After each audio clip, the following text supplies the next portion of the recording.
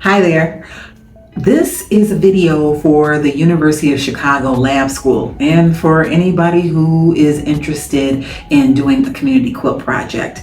This year, University of Chicago Lab School did a wonderful community quilt project. You kids rock. I have to say that. But there were some issues we were noticing, and I'm here to make videos to help you with those sewing issues. The main issue, and this also came from the teachers, was how to sew a scant 1/4 of an inch. If you had any issues fitting any of your pieces together, this is where a lot of this is coming from. All right, so here we're going to go over this. Here's the sewing machine. Scant 1/4 of an inch.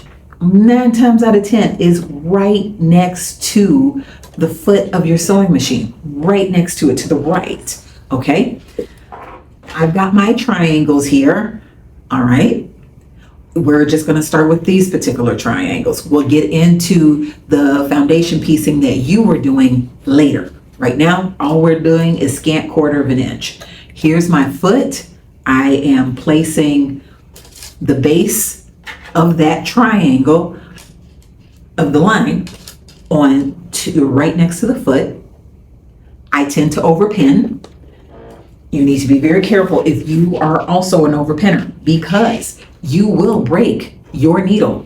I know. So anyways, if you're going to overpin, try to remove your needle. They did have the clips in class. You know, if you are afraid of needles, don't be afraid to use the little clips, the little red clips in class. Good job.